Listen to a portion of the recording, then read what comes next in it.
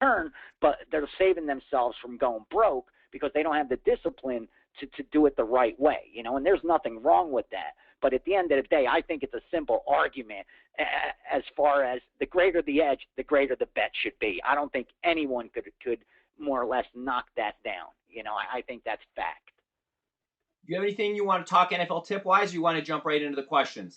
Here's some things I just want to pass out real quickly. I'll let, as far as season win totals, these are the teams that the wise guys bet the most. They bet Detroit, they bet Arizona, they bet Kansas City. RJ talked about that too. In the Grantland article, the teams they faded the most, the Vikings, the Niners, and the Patriots. No coincidence that the 49ers and Patriots were the most faded teams coming into the season. They're usually the most overvalued. San Francisco at least the last year or two. Patriots every year. But are the Patriots overvalued? That's an argument that someone could write a thesis on, because I was under the impression they were. The more data I collected, the more I talked to sharp guys, the more I realized they're really not overvalued. When a team covers 60% of their point spreads over, the last 5 years, how overvalued could they be? But there's something else I found out. The Patriots are overvalued if you find them as double-digit favorites. They're 6-20. They've only covered 6 of the last 23. So they're 6-17 when they're a double-digit favorite. So whenever they're expected to really dominate a team, more times than not, the market's overreacted.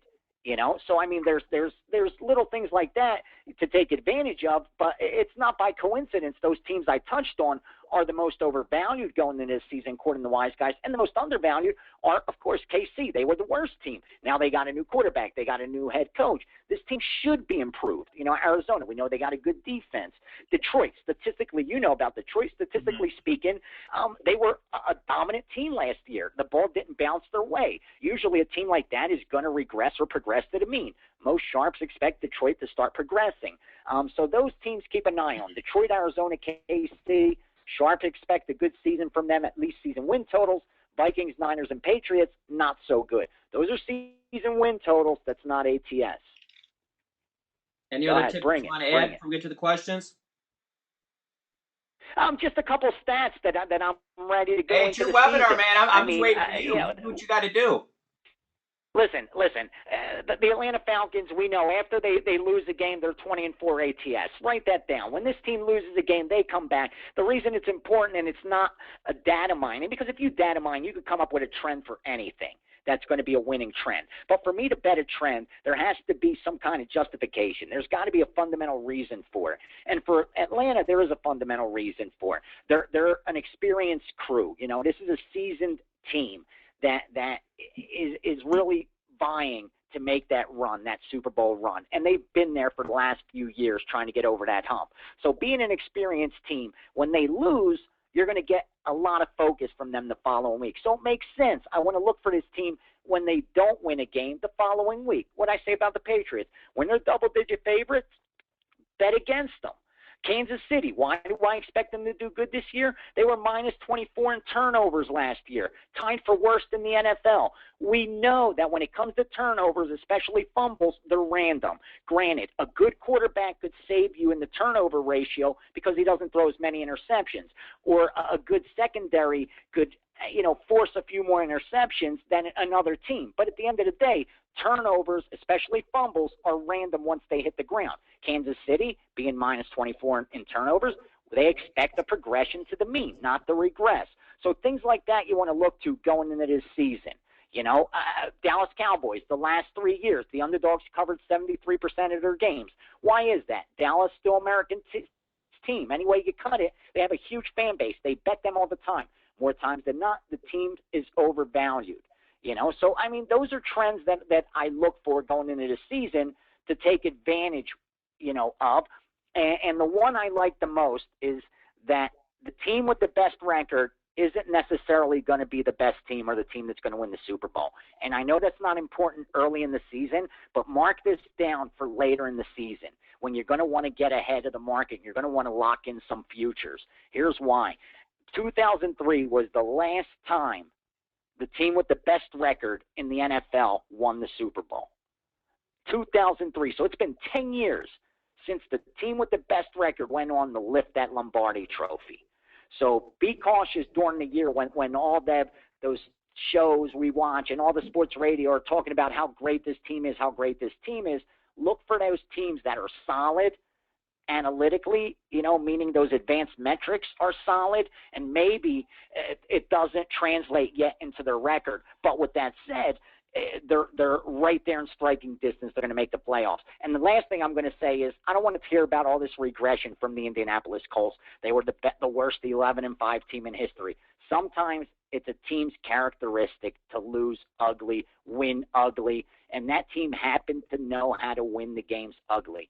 They may not have been statistically superior or even statistically mediocre, but they knew how to win football games. And for me, that goes a long way into the next season. You may not get the value you did on Indianapolis last year when they covered all those numbers, but don't automatically line up to start fading this team, because I'm tired of hearing all these wannabe professionals, and I'm not knocking anyone, but everyone, when it's football season, everyone's a sharp, and I keep hearing about how this is the worst 11-5 team in the history of the NFL. Don't be so sure of that. We're going to go to one of my favorite guys. Perks has a question. He has a question on teasers. Yeah, tell me who's asking these. I will. This is from Perks. He says, damn it, I hate to jump in, but how about -4.5 tees to +6 to 10.5? Sorry, it's late. +6, you mean +4.5, getting him to 10.5. Up to 10.5? Yeah, I think he mistakenly put -4.5. Real quick is, on teasers, one thing you need to understand, with a 6-point teaser at -110, you need to hit at least 72.4%. And on the 3-point teasers, on the 10-point teasers, you need to hit 81.7%. Blanket betting teasers across the board, just because you're looking at key numbers, isn't necessarily profitable. And one of the greatest things that I've ever heard from a professional is, if the line is off, as we mentioned earlier, you're having a deviation where it's +7, you think it should be +5.5 or whatever. That is when you're more likely to want to have to bet the game straight. If you think the line is accurate and you're involving key numbers, you're more likely to want to tease through the key numbers at that point, because those 6 points going through the key numbers are more valuable. If you're handicapping that game at 7 and the line is 7, that 6 has more meaning than versus if you're thinking it should be 5.5. And, there's a lot of scenarios and a lot of good books. You got the Sharp Sports Betting book by Stanford Wong. Dr. Ed in his Money Management Winning NFL Handicapping has an amazing chapter on NFL teasers. And one of the things you'd like to do, and if you have any scenarios you want me to shoot me some messages on Twitter, you can email me or post on the forum, is, you want to look at certain instances of teams at home, certain totals, and it will get you above that threshold where it goes from either losing or a break even to profitable. VR, any thoughts on teasers? Yeah, listen, I always say, and I'm going to stick by this, it's not the bet that's a sucker bet. It's the bettor that's either a sucker or a sharp. If used correctly, every bet is a different weapon in your arsenal. There's reasons sometimes books won't even take parlays on games. If they think a standalone game, I've seen it happen so many times on standalone games, on those college football games during the week when you have, an SEC team against a nobody, and the line's 35 and the totals at 42, 49, 46, whatever, and they won't take a parlay. And why won't they take it? Because they know it's correlated, And so is a parlay a sucker bet? Absolutely not. In that case, it's a positive EV bet. The same thing with a teaser. If you're teasing teams, absolutely, it's a sucker bet. You know what I mean? It's meaningless to you. But if you're using the tease correctly to bypass some key numbers, then I believe you can make it a positive EV bet. And anybody so I'm in favor of teasers, but you got to be selective. You always hear the whole, blanket, teasers are a sucker bet. Anybody who believes that, this is my question to you. I want you to go to 5 Dimes to get an account, and I want you to log in and look at their options for betting, your 6 and 10-point teasers. And you look at the juice that they jack those numbers up on to make you overpay, because they know the math. So if I had to give 2 tips to anybody, if you want to win at sports betting and you don't really want to put any thought and time into it, look at places like Pinnacle or places at 5 Dimes. If they don't let you bet it, like as VR said, I think the standard rule, I think 5 Dimes is 30% of the spread into the total. They won't let you parlay it. They'll jack up certain teasers. So if you see 5 dimes have a +7 -130 or something, because so then they can protect themselves on the teaser end, and you got a local who's going to let you get in a -110, or he's going to let you tease through key numbers or parlay a big favorite in the over or a big dog in the under, because the correlation, if the favorite's going to win, it's going to most likely go over. If you can't bet those at the places that take those bets, but your idiot local or your guy who takes a head count place, and I'm going to have some agents want to break my kneecaps when I tell you this. Anybody who plays a head count place has the ability to call and have stuff edited. What the payouts are, what they're juicing people, what's allowed to parlay. Most guys, the cookie bookies, I like to call them, that call and they're paying their $15 a head count and they're taking action from the locals. And you go online to your head count place and you can't bet a correlated parlay, or you can't parlay certain things. If you go to your guy and you bitch and say, this is ridiculous, you're going to take your business elsewhere. If they're sharp, they're going to say, go ahead, because if you want to bet that, I probably don't want your business anyways. But if they went to their head count place and said, I want player VH, whatever, to be able to bet any parlay that's on the board with college, he can get that shit changed. And, in today's era of so many places to bet locally, most of these guys have no clue what they're doing. And there is nothing wrong if you put in say, I want this to be changed, and they change it. Too bad, too sad for them. Listen, I can't believe you brought that up, because that's one of the things that I always say when I meet people and, clients and stuff, that I wish I could replicate for all my pregame clients, and I can't. A lot of the things that I do all day to earn, a lot of opportunities that I find, I can't, replicate that on pregame. I can't show somebody to do that. You know what I mean? And that's one of the things I do all the time. When I see that, a certain teaser or a certain parlay, I can't get it at one of the sharp shops, then I'm finding outs that I do have a good relationship with to make sure I get down on it, because I know I have an advantage. And a perfect example is every season during the playoffs, they will take the station casinos will take, I think, $20,000 on an NFL teaser in the playoffs. That same book that'll take $10,000 or $20,000 on a teaser in the playoffs, come NFC, AFC championship games, they cap it at $500, because they've done the math and they found out that the true odds of a teaser, 6.5 point teaser in the championship games, should be about -180, 185.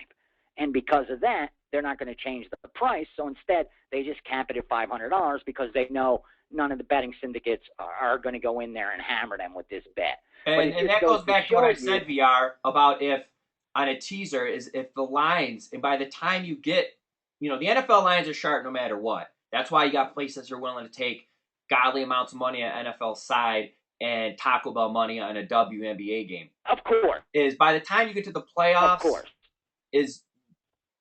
that's why, like you said, is with the teaser. Those lines are so accurate. Taking 6 points in an NFL playoff game is a lot different than taking 6 points in a college regular season game. It's football, it's touchdowns, it's the same scoring system basically. But because of the accuracy of those numbers, you being able to move the 6 points is a lot more valuable. What I want to do right now, VR, is I'm going to jump into the forums real quick, and everyone who's watching the screen will see this. I want to start knocking out some questions here. Yeah, fire some of the questions, man. Fire some of the questions. Let's go. Okay, this is from Razor's Edge. VR, I remember reading one of your posts here on money management that I wrote down and keep in my notebook. You broke down nicely for Evan regarding flat betting and grinding out a profit. You probably remember it. Basically, you broke it down is that if you're going to flat bet the amount of money per game in spread sports, you have to hit 11 of 20 bets to turn a profit. If you could do this long term, you could do some damage. Here's my question. In football specifically, what are some things you look for, situations, trends, certain stats that would make you feel an increase in bet size is warranted for that particular game? And what's so funny is we spent so much at the beginning of the webinar talking about that all bets are not created equal. So great question, Razor. VR, what are some things, at least from you? So let's throw out when you were moving money and you got the call and they said, okay, open order. You personally, what makes you, when you're, here's some of the things, having a bet to dropping bombs and sprinkling steam and maxing bets and all those other sprinkle a little something, sprinkle a little something on that money line, going all off, going all off.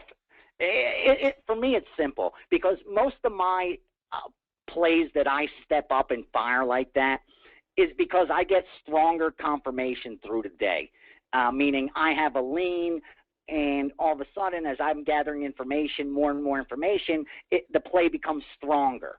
A perfect example of that is if I know a game's being set up, and that's why now even I'll write it in my play. I'll say this is a 3-star setup, so that you know when this line drops a point, a half a point, fire, because they're about to unload. The whole goal is to get this number down to this price.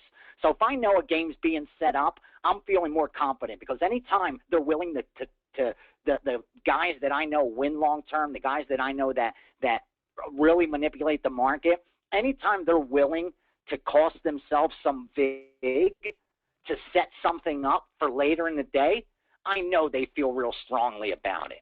So for me, anytime a game's being set up, I'm going to step up, man. It's open order. It's max time whenever a game's going to be set up. Another time I love to set up to unload is when I know my number reflects there's value. And two of a handful of movers I have tell me there's going to be a buy order on that game. And then I find out from bookmakers that there's so much money on the other side from the betting public that even when this move happens, they're not going to be forced to really push their number up. Then I'm maxing it because I know not only am I going to get the best of the number, but every client of mine is going to be able to get the best of the number. Because my biggest concern, because I share my information, is to make sure that if I cash a ticket, those people that are depending on me, that find value in what I do, are also able to cash a ticket. So for me, I got to be able to walk that fine line.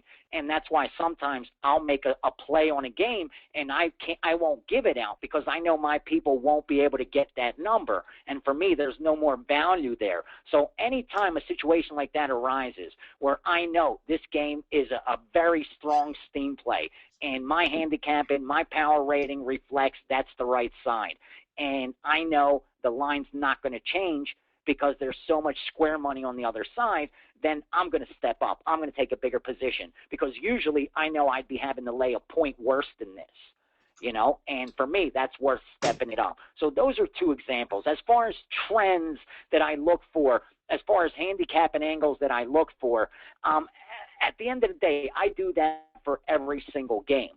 But my bet size is always going to depend on information that I believe isn't factored into the line. If I get that one nugget of information that I don't think is factored into the price, it'll make me increase my bet size. Anything else, sheer power rating, sheer trends, you know, leans that I have, opinions that I have, that's just going to be a flat bet type of wager. It's something has to push me to tell me I'm getting more the best of it to step up and fire bigger, if that explains it for Razor. You mean drop like a bomb or shoot some big or something? like dropping big one, like damage, just complete damage, destruction, and mayhem. All right, next question. This is more for you because I'm in the lovely Metro Detroit area and I don't know how to answer this one. This one comes from StatLab Sports. Question for the webinar. To make a NFL 2-team 6-point teaser EV, crossing 3 and 7 is critical. Just added that there are some instances in lower totals that you can get a 10. And I'll try getting you that information that you could also get some value there. But what about the price? Isn't the only way to maintain your EV on these bets is to get minus 110? And this goes back to what I said about places like 5 Dimes, is they'll let you tease those key numbers, but they're going to juice you. I know you can get minus 110 at Canner when I was there last season. What of the other Vegas properties will let you get minus 110? Especially do the coast and stations, considering I'm staying in Summerlin with family when visiting. coming for week 3 of the NFL. So VR for you, and I know it's weird in Vegas because constantly some book buying a new book. And I stay one time and it's one book. I come back and all of a sudden it's Canner Red. Is what places allow you to tease at -110 that you're aware of? Yeah, they I'll be honest with you. I do it straight through locals that I have because I know out here it's the easiest way to get limited, to get backed off. If they see you trying to take advantage of teasers, parlay cards, there's a reason there used to be 20 parlay cards and now there's 6 of them. You know what I mean? Because there was ways to take advantage of parlay cards and teaser cards. And because of that, I really try not to do much of the exotics at these casinos out here. I really don't.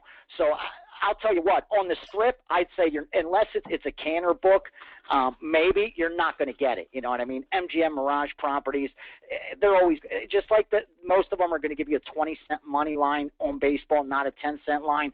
It's the same thing. I know that the stations used to do a 6.2 team 110 teaser. You know what I mean? And they did even money 2-team in college football, 6 points. 6.5 points were -110. 7 points were -120 in college. In pro, it was 2-team -110 for 6, 120 for 6.5, 130 for 7 point. They still, I believe, offer that, but if someone like me keeps going in there and firing these 6.110 teasers, it won't be long before they shut that phone account down. Or what Stations has done with a lot of the professionals out here is they don't want to get the reputation of backing you off completely. So instead, you have to fire all your bets one time, meaning I could only go to the window one time per day. You can't go up to the window, make 3 bets, come back an hour later, make 3 more bets. They want everything at one time. So for us, we have to walk a really fine line out here to be able to get money down. It's changing because with all the problems offshore, now there's so many betting syndicates that are here in town. That's why I'm so excited about this NFL season. Like, I've dumped into guys that I hadn't seen in 10 years, you know, that were offshore. And now they're back here representing different groups because the pipeline's frozen and so much money's been lost offshore. A lot of people don't want the hassle. So I think it's going to change for, you know, even the semi-professional bettors that aren't, you know, have betting syndicates and runners out there. But for right now, you got to be real cautious. But I would say station casinos is the most friendly to local action and even to sharp action if you don't try to take advantage of them. Don't try to take advantage. Real quick for everyone listening, what I'm going to do now is we have so many questions. Me and VR are going to try keeping it to 1 or 2 points so we can try knocking as many of these out. But at the very end, it's going to be a double bonus. Yeah, that's it. Well, one sentence answers, baby. Yep. Everyone at the end is going to get a half-off coupon. VR has his Thursday package up already. It's going to take 50% off that. My way of saying thanks for listening. And I'm also going to give everyone a 25% off coupon they could use on a 7, 30-day, or anything seasonal he has up. That's just the way for give him something for the season, bro. Give him something for the season. 25% off the current prices right now, or you can take half off tomorrow. Exactly. All right. Exactly. So, question. This comes from Spence Diamonds. Using the pregame play system 1, 2, 3 stars, what percentage of bankroll should be used on a standard 1-star play? Considering in this case the bankroll cannot be replenished, is 1% too conservative? From me, I am the worst person to ask for this because I do it the bitch way. I will hit a middle or a scalp or hedge out of something, build up my bankroll. I know I should probably be following better money management, but because I have so many credit outs, once I hit a score, I go for the throat. I know that guys like Fezzik and Brian Leonard are going to hold their hearts when they say that, but you know what? I'm not going to bullshit anybody. I still have that junky action, and it's never enough for me. And that's why I recommend, and for all the people who are asking questions right now of the books I'm mentioning, I can't keep stopping every couple of minutes. All you need to do, email me at johnny@pregame.com. I will take the time, and I will send you a list of all the books that I read. Give me at least 24 hours to get back to everybody. So VR, for you, for the standard pregame play system. For Spencer, here's what I say. Because it's not a replenishable bankroll, you want to be as conservative as possible. I would say you go about my regular 2-star, I say you go about a 0.5% of your bankroll. 0.5%. A 3-star, you go to 0.75%. A 3-star labeled game of the week, game of the month, I'd go to 1%, and then a max bet 1.5%. So your bet spread's going from 0.5 to 1.5. And how I translated this to someone I met at the seminar that was asking me, he said, I bet $500 on your 2-stars. What should I do? And he told me he had this bankroll. It's replenishable. I told him go $500 on my 2-stars. Go $1,000 on my 3-star.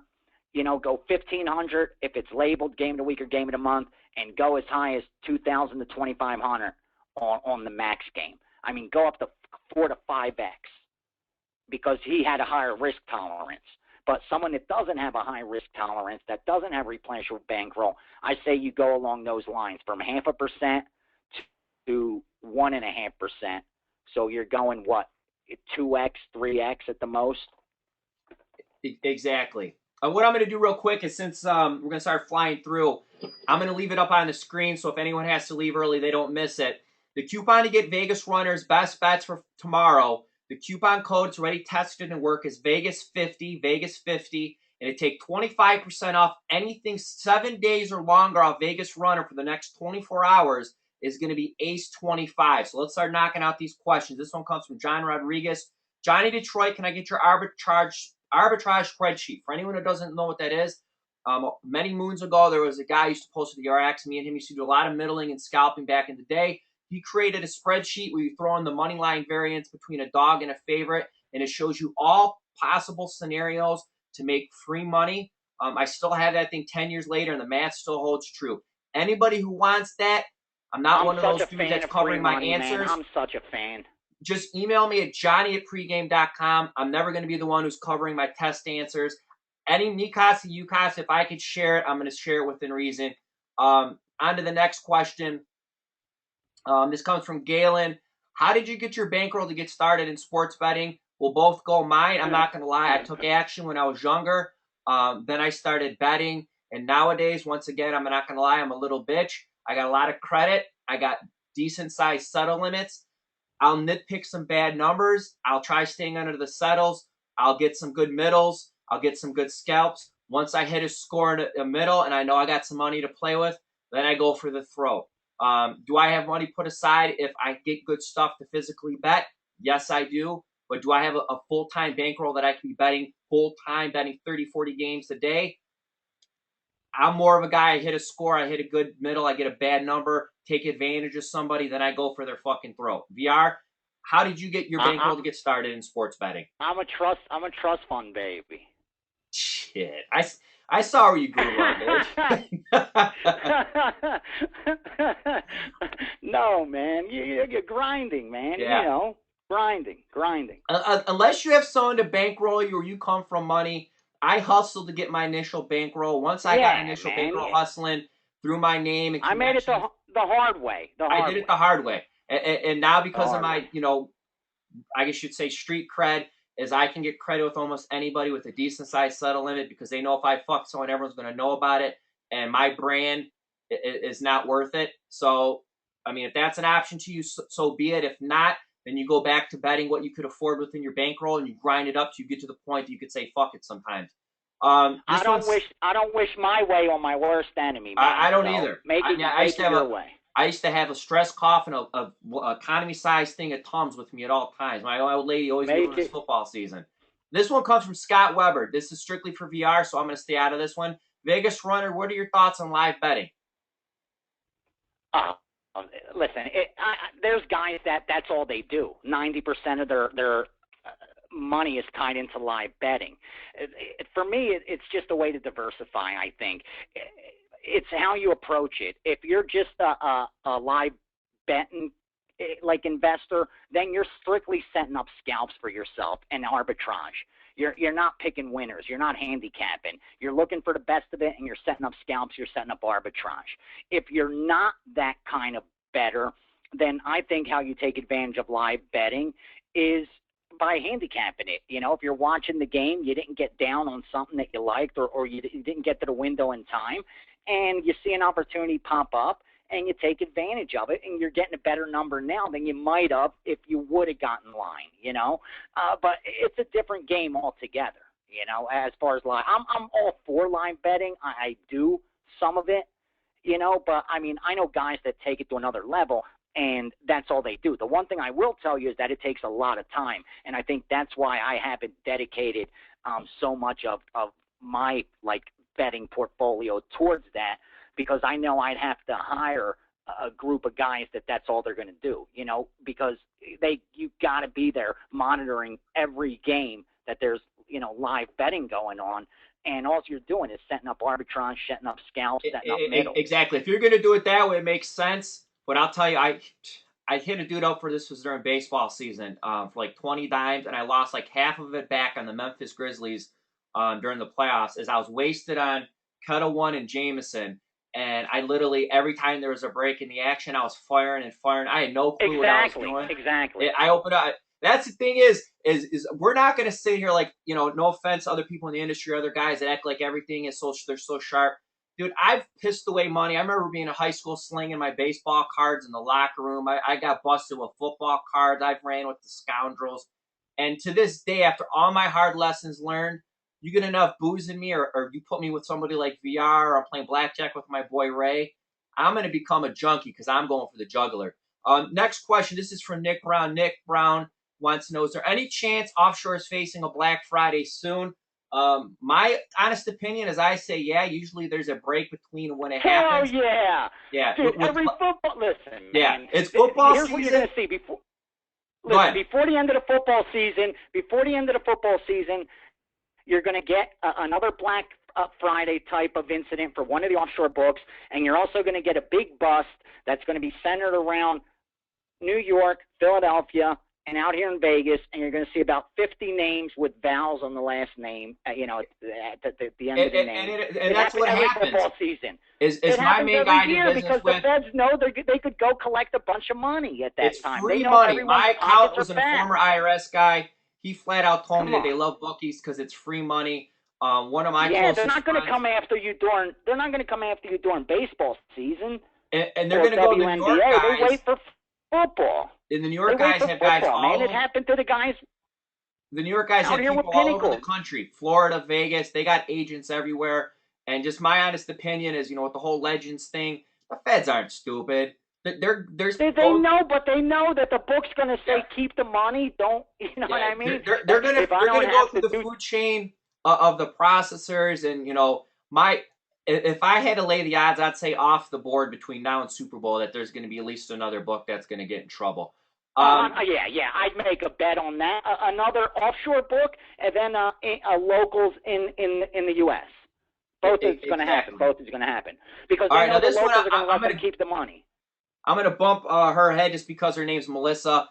If it's a dude trying to jump ahead because they're using a chick's name, you should be ashamed of yourself. But anytime a female asks a question, just like opening the door. Always to the front of the line. You got it. Yeah, exactly. Always to the front of the line. Exactly. So Melissa wants to know, Week 1, Atlanta at Saints, and VR, I know that's your team. Is there any reasoning with bets on Saints money line spread, etc., since Falcons lost every preseason game, or does that simply not matter? Public perspective.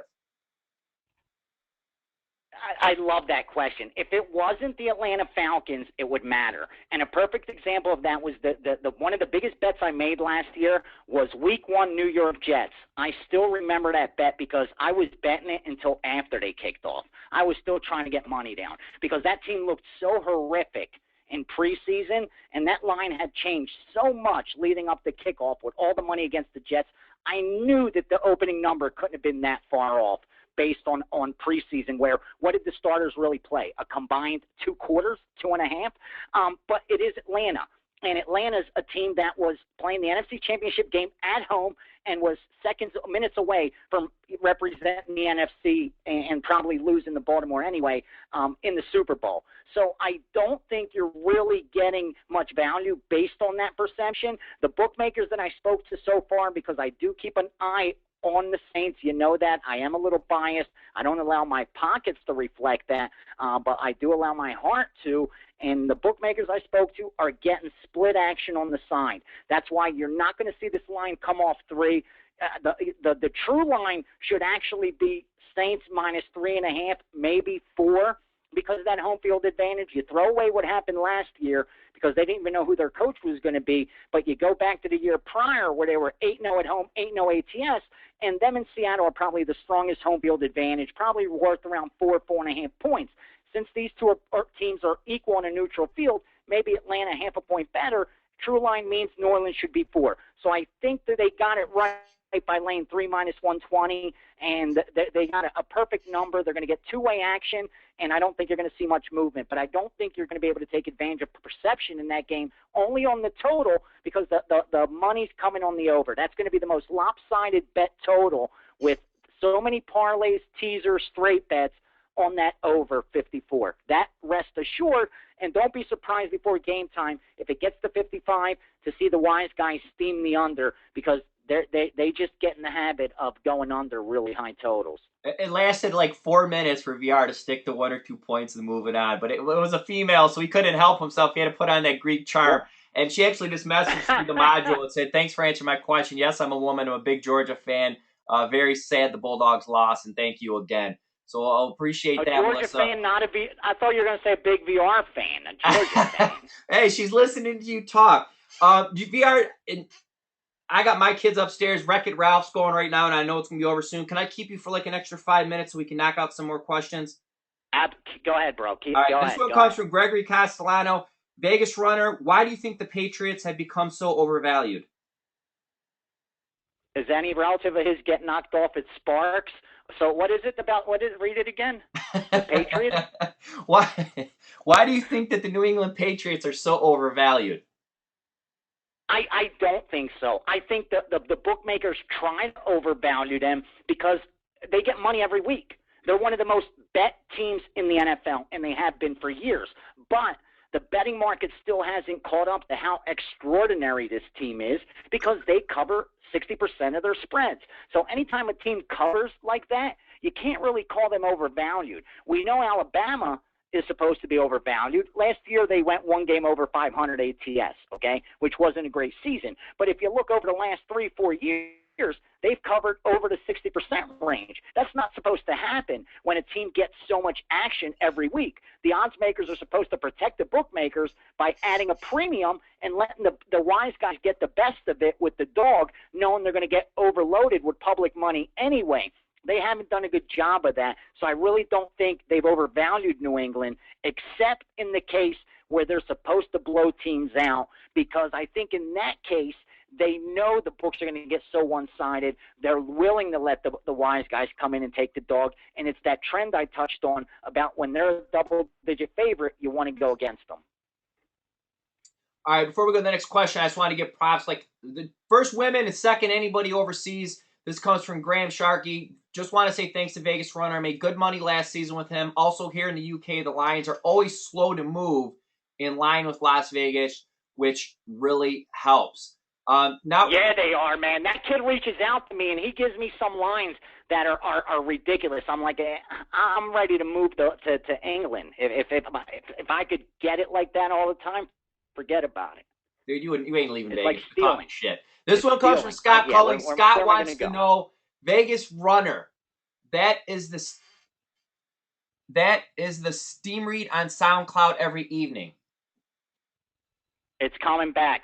It's coming back with this week's football. I believe I'm going to fire it tomorrow since we have NFL and the college game.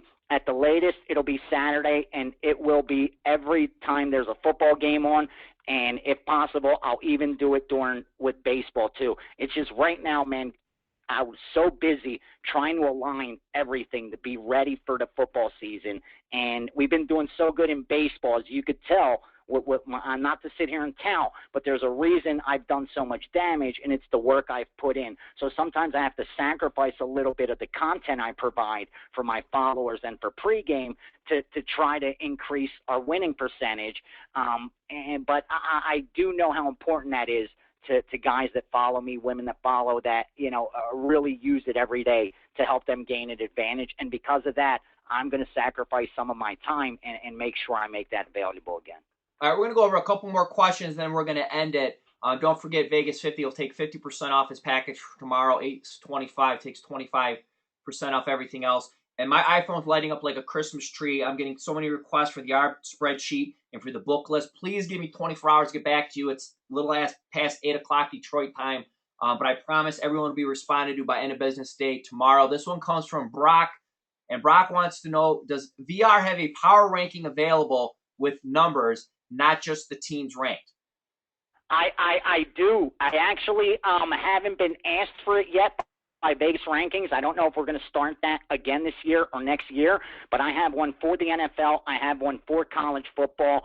I don't mean to come off like a dick, but I put a lot of work into it. I ask a lot of the movers that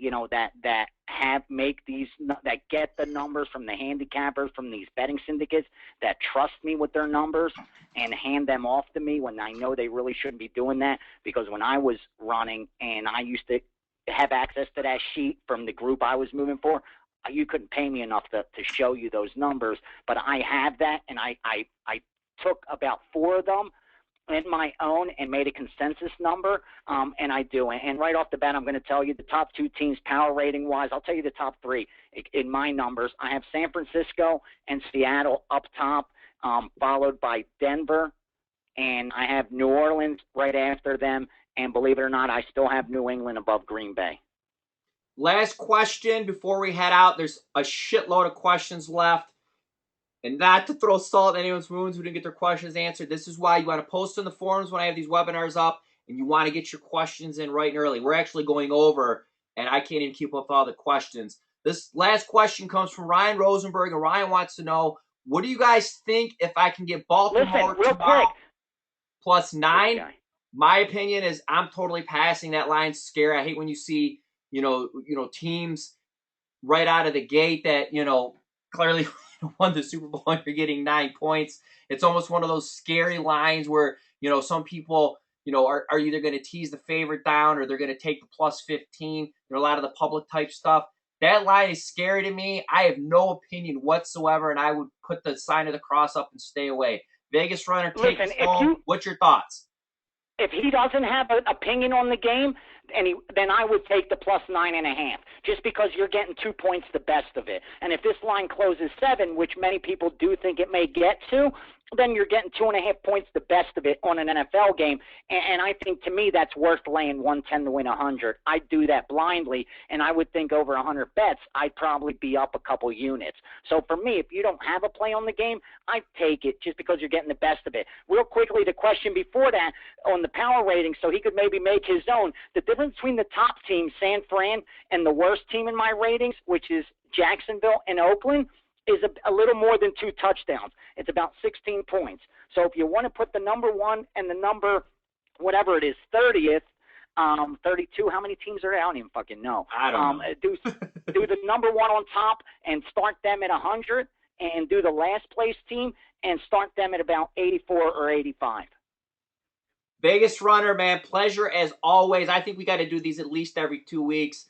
Like I said, the package is up and loaded. I'm down. 50% off for tomorrow, 25% off anything long-term. Jump in the thread if you have some more questions.